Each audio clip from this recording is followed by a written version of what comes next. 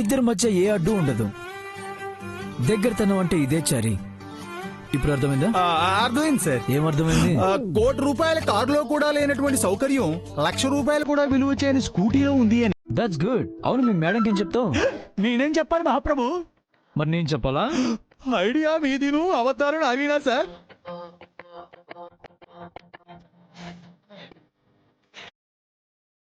చారి, నిత్య వస్తుంది. Do something Chari. Do something అంటే ఇప్పుడు నేను ఏం చేసేది సార్?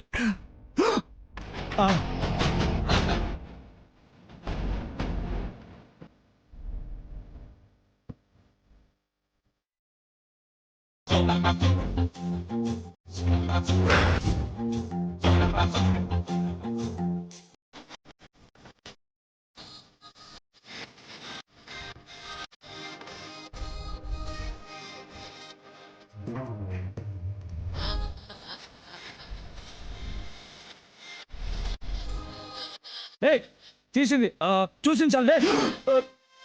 ఏంటి చారి, రేవులో తాడి చెట్లా పెరిగావు. టైర్లో గాలుందో లేదో చూసుకోవా? Sorry sir. ఏమైంది? మనం కార్లో వెళ్ళలేం నిత్య, కార్లో వెళ్ళలేం. అవును మేడం, కారులో వెళ్ళలేము. ఎందుకు? ఏమైంది? కార్ టైర్లో గాలి లేదు నిత్య, గాలి లేదు.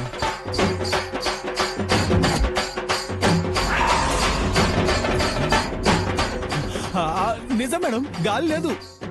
గాలి లేదా? కావాలని తీసారా?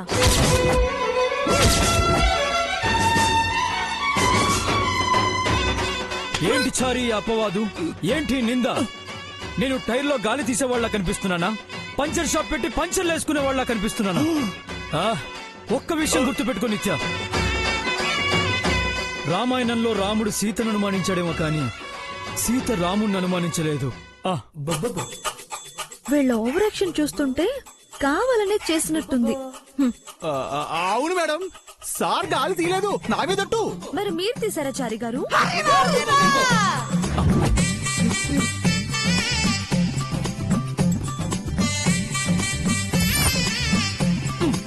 నిత్య, నువ్వు మీ ఇంటికి వెళ్ళాలా వద్దా? వెళ్ళాలి. నీకు ప్రశ్నలు ముఖ్యమా, ప్రయాణం ముఖ్యమా? ప్రయాణం ముఖ్యం. అయితే వచ్చి కూర్చో. వెళ్ళండి మేడం. చారి, కీసివు. ఇస్తున్నాను సార్, ఇదిగోండి.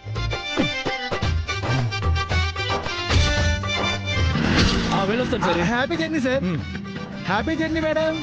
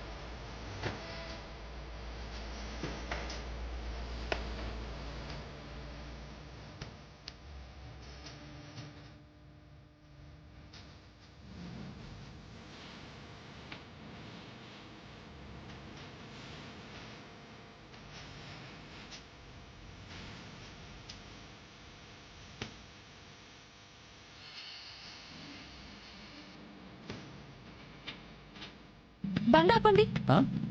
బండి ఆపండి. ఎందుకు? బండి ఆపండి, మీరు ఆపండి. ఏమైంది నిత్య? మీరు ఎద్దుల బండి నడుపుతున్నారా లేకపోతే స్కూటీ నడుపుతున్నారా? ఇది స్కూటీనే కదా. మరి ఎందుకండి అంత స్లోగా వెళ్తున్నారు? అంటే అతివేగం ప్రమాదకరమని. ఇలా వెళ్లే బదులు నడిచే వెళ్ళొచ్చు. ఇప్పుడు నడిస్తే కాలు నొప్పి పెడతాయి కదా. ఎక్కువసేపు కూర్చుంటే నడుము కూడా నొప్పి వస్తుంది. తొందరగా వెళ్ళండి. సరే.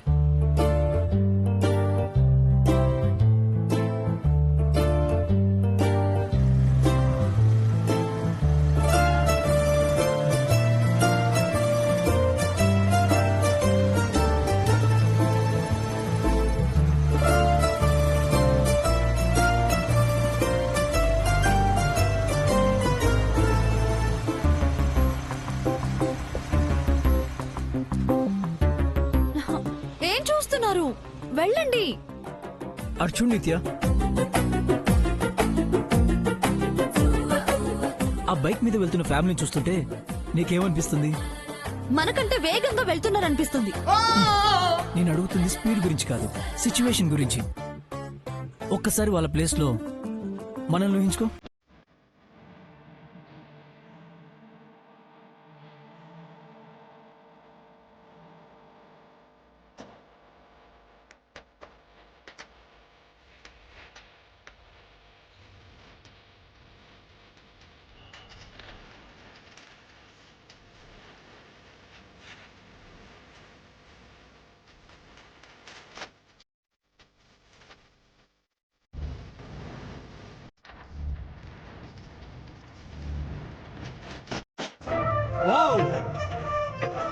ఇమాజినేషన్ ఎంత బాగుంటే రియల్ అయితే ఎంత బాగుంటుంది. ఏం ఊహించుకున్నారు బాబు? ఒక బైక్, దానిపై నువ్వు, నేను, మన 4 పిల్లలు. నలుగురా? ఏ సరిపోరా? అయితే 10 మందిని కన్నాం. ఓ, మీకు అలా అర్థమైందా? ఇంకొకరికంటే మొత్తం 11 మంది క్రికెట్ టీం అవుతుంది. ఐడియా సూపర్గా ఉంది కదా. ఈ రోజు నుంచి మనం ఆ పనిలోనే ఉందా నిత్య. పిల్లల్ని గంటాం ఓ ఉద్యమంలో పెట్టుకుందాం. ఈ దేశానికి సరిపడా సైనికులను, సినిమా స్టార్స్ను, క్రీడాకారులను, రాజకీయ నాయకులను, లాయర్స్, డాక్టర్స్, ఇంజనీర్స్ అందరినీ కనేద్దాం. చాలా పెద్ద కలలే ఉన్నాయి మీకు. థింక్ బిగ్ నిత్య. నేను కలలు కంటూ ఉంటాను, నువ్వు పిల్లల్ని కంటూ ఉండు. ఇదే పని మనకి. అలాగే, ముందు మా ఇంటికి పదండి. జాగ్రత్త కూర్చో.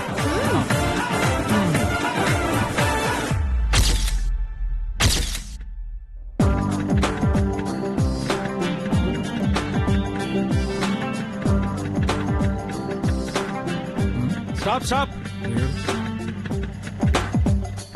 బండి పక్కన పెట్టు. ఎందుకు ఆపారు? హెల్మెట్ ఎక్కడా? చారీ ఇవ్వలేదే. చారీ ఎవరు? లైసెన్స్ తీ. చారీ ఇవ్వలేదు. మళ్ళీ చారీ ఎవరయ్యా? బండి పేపర్స్, పొల్యూషన్ సర్టిఫికెట్ అన్ని తీ. అవేవి చారీ ఇవ్వలేదే. ఎవడయ్యా ఈ చారీ? ఏమీ లేకుండా రోడ్డు మీద యాక్సిడెంట్ చేయమని పంపించాడా? ఫైన్ కట్టు. ఎంత? అన్నిటికీ కలిపి 10,000. ఓ,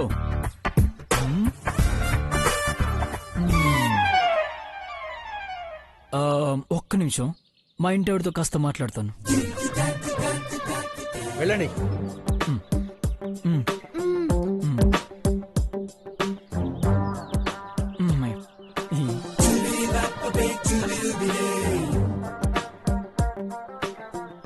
ఏంటండి, నాతో ఏం మాట్లాడాలి? ఫైన్ గురించే.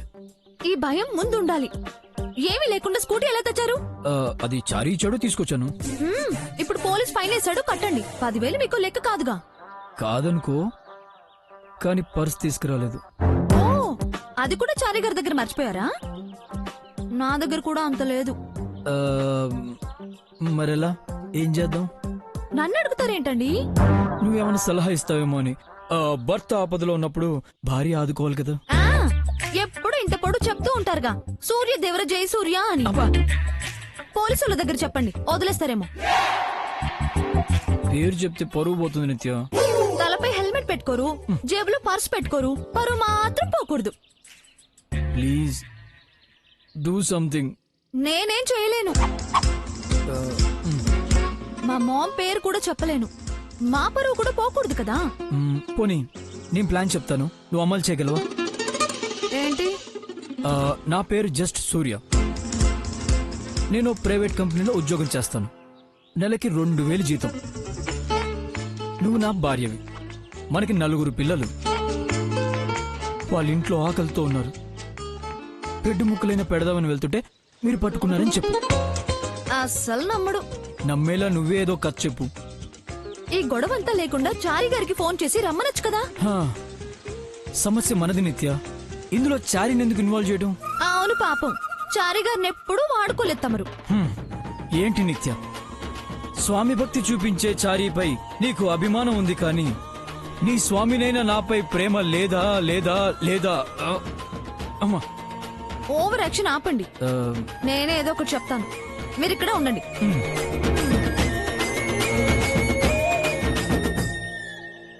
సార్. ఏంటమ్మా, ఎక్కడ మీ ఆయన? అక్కడ ఉన్నారు సార్. అక్కడేం చేస్తున్నాడు ఫైన్ కట్టకుండా? ఇటు రమ్మను. రాలేడు సార్. ఏ ఎందుకు రాలేడు? ఏమీ లేకుండా రోడ్డు మీదకి ఎలా వచ్చాడు?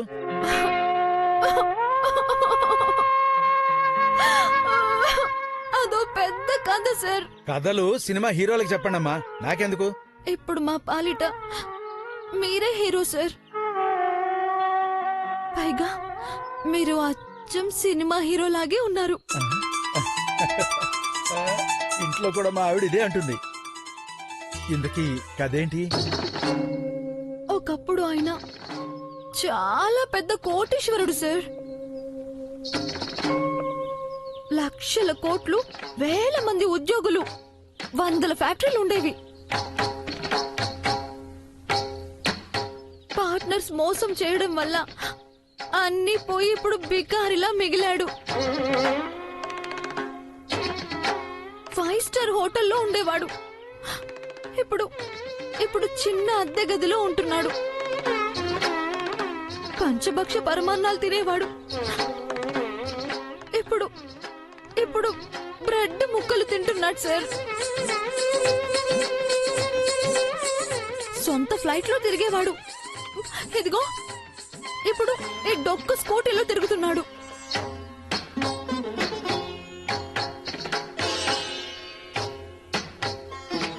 మనిషి చూస్తే అలా లేడే. మేడి పండు చూడు మేలిమై ఉండును,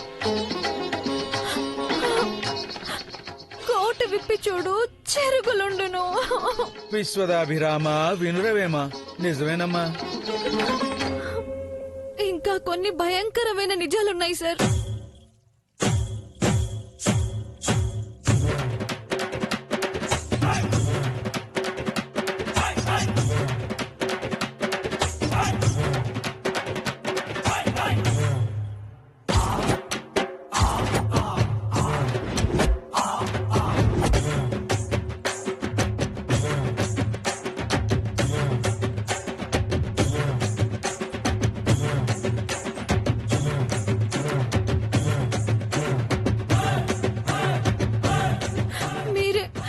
మీరే మమ్మల్ని కాపాడాలి సార్.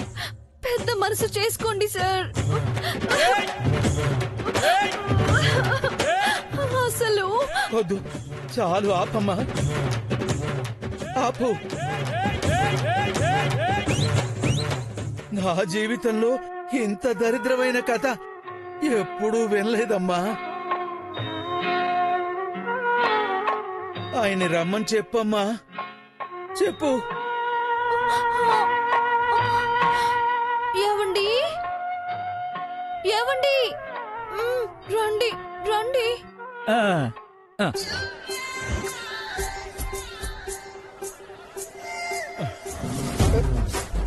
ఈ హెల్మెట్ నీ తాళి లాంటిదమ్మా.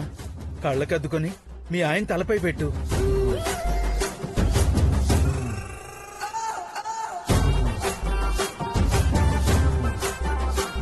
సారీ బ్రదర్, సేఫ్ గా వెళ్ళండి. ఆ, అలాగే.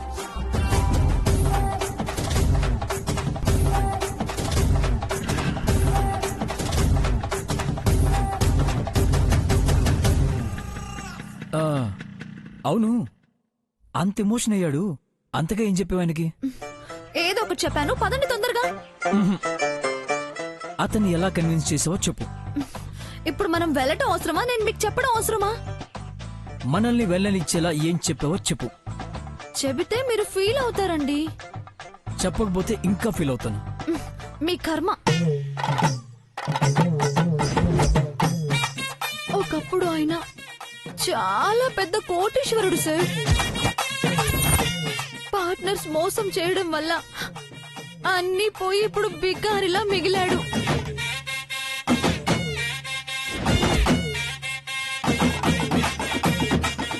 అది చెప్పాను. దుర్మార్గుల, ఎవరైనా అంత చెత్త కథ చెప్తారా? సినిమా హీరోలా ఉన్నావని పొగిడి సినిమా కష్టాలు చెప్పాను. పాపం కాకి గుండె కరిగిపోయి వెళ్ళడానికి దారిచ్చి హెల్మెట్ కూడా ఇచ్చాడు. అవును, హెల్మెట్ తాళ్ లాంటిది కళ్ళకద్దుకోమని చెప్తే నువ్వెందుకు ఆ పని చేయలేదు? ఇంటికి వెళ్ళాక చేస్తాను, ముందు పదండి. ఇంటికి వెళ్ళి నీ పని చెప్తా.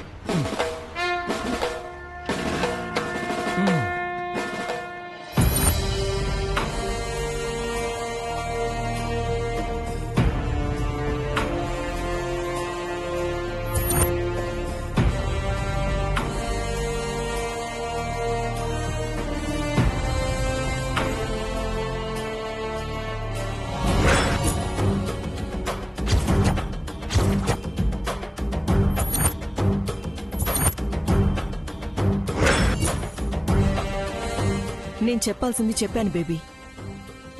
ఎంత చెప్పినా నువ్వు కన్విన్స్ అయ్యేలా లేవు. కర్జ్తో నువ్వు, నీ బాధతో నేను ఇద్దరం చచ్చిపోదాం. వేరే ఆప్షనే లేదు. Don't blackmail me ma'am. ఇది బెదిరింపు కాదే, నిజం.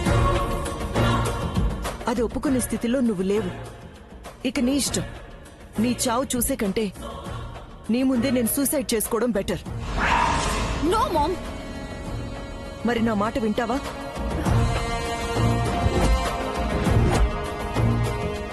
వింటాను, బట్ ఓన్లీ 3 days. ఆ 3 రాత్రుల తర్వాత ఆ మంగ నా కంటికి కనిపించకూడదు. కనిపించదు బేబీ. అది ఈ లోకం నుంచే శాశ్వతంగా వెళ్లిపోతుంది. అదే వెళ్ళిపోతుందో నువ్వే వెళ్ళగొడతావో అది మాత్రం నా కంటికి కనిపించకూడదు. అది కనిపిస్తే జైని అది ఎంగిలి చేసిందన్న కోపం నాకు తగ్గదు మామ్. నేనేం చేస్తానో నాకే తెలీదు. ఓకే బేబీ, మంగని మాయం చేసే పూచి నాది. నువ్వు వెళ్ళి రెస్ట్ తీసుకో. మంగొచ్చే టైం అయింది. దిగు.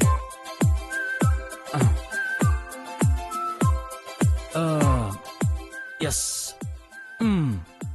మీ మామ్తో ఏం చెప్తావో త్వరగా చెప్పు. మనం వెంటనే ఇంటికి బయలుదేరాలి. పద.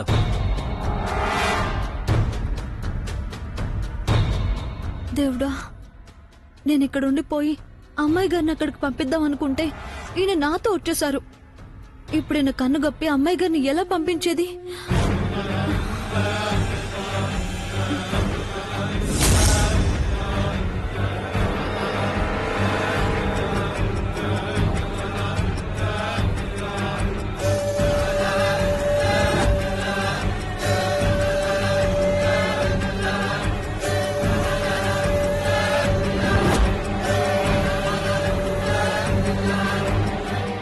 Okay ma'am.